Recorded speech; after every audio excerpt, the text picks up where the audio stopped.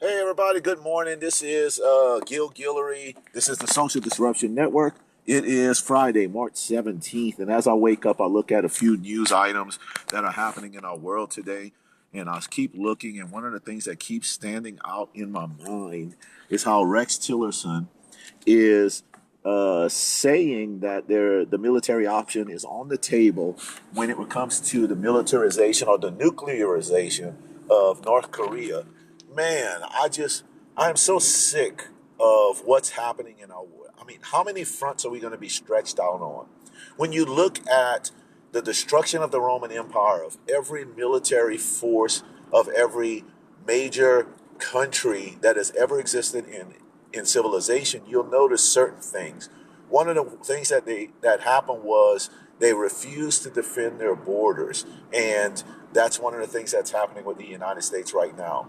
Second thing that they did, they had no general unity as far as a language. They didn't declare that a certain language was their identity as a culture. So they had too many dialects, too many people talking.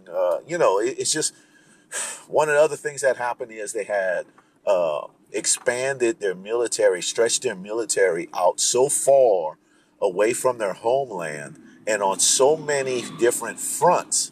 So that's where it scares me. So many different fronts is where we are now.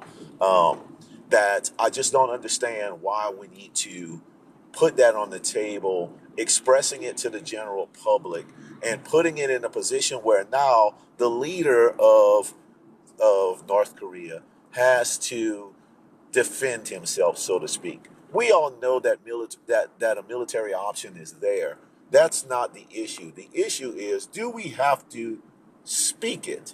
Do we have to tell it to the general public and to the world? Do we have to let them know that we're going to come with the military option simply because you're trying to nuclearize your military? What are we paying the UN for, by the way?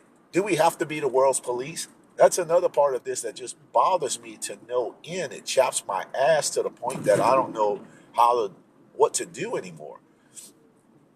We're paying the UN hundreds of millions of dollars. The UN is basically the United States. All these other countries pay dues to the UN, yes, but they don't pay dues on the extent that we pay dues. We can't afford to keep doing this.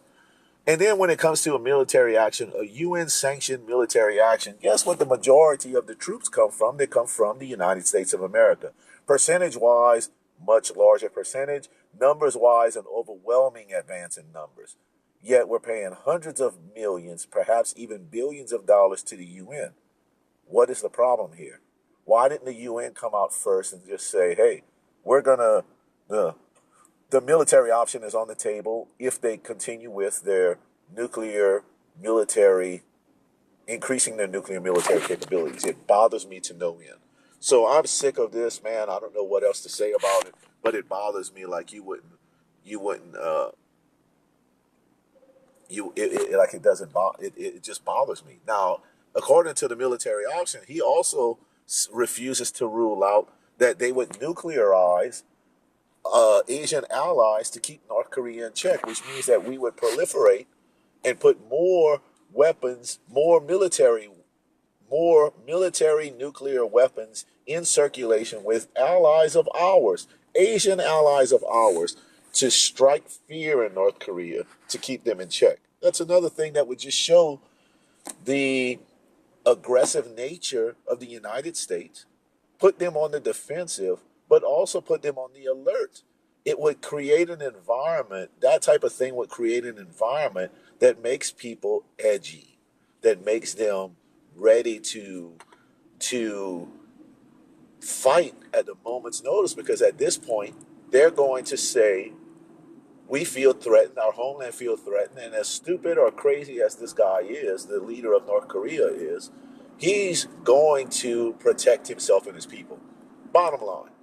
But he's going to protect himself and his people. I just wish that we wouldn't publicize every thought and every idea that we have. All you have to say at these press conferences or in these interviews is, these are things that we will not talk about.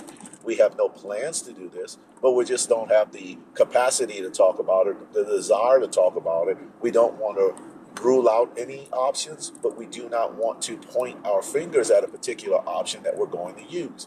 I'm so sick of this, man. These guys, I mean, I love the job Donald Trump is doing as president. I don't think I like the man himself, but I do like what he's doing. I like his work ethic. I like his desire and his drive. I like the direction that he wants to take the country in, because the only way to defeat homelessness, the only way to defeat hunger, the only way to defeat illiteracy, teenage pregnancy, is to increase the economic standings of families. So that is one common aspect of illiteracy, teenage pregnancy, criminalization. That's all the aspect. The economic stature of the family that they come from clearly, by statistics, dictates whether or not, percentage wise, these children will be in those deteriorating categories of illiterate children, pregnant children, criminal children, violent children. That is the only thing. And with him bringing these jobs in, with him doing the things that he's going to do, or that he's trying to do, it helps increase the opportunities for children, and it also decreases the chances that they're going to be one of these degenerates, so to speak. But I can't stand the way he just keeps talking. Man, shut up every now and then. Forget about talking about all this craziness. Keep your mouth closed every now and then so that no one understands everything that you're doing. Let them speculate. Let them come up with all these ideas, but don't confirm nor deny. Just stay out of it. Leave it alone. They're never going to get it right. They're never going to understand. They're never going to support you. So just let them do what they do. That's my word for each one of you. Keep your mouth shut. Don't tell us everything that you're going to do. You have no obligation to the American public. Your obligation to the American public is not to inform us. Your obligation to the American public is to provide opportunities to keep government agencies out of the fold of small business and personal lives, and to provide safety to the American people. That's it. Nothing else.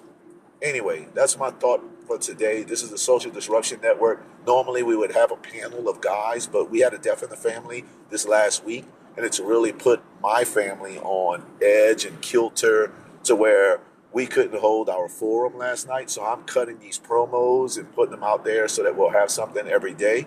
But I do appreciate those of you who listen. So please like, share, comment, and subscribe to our YouTube channel, the Social Disruption Network on YouTube. We would greatly appreciate it.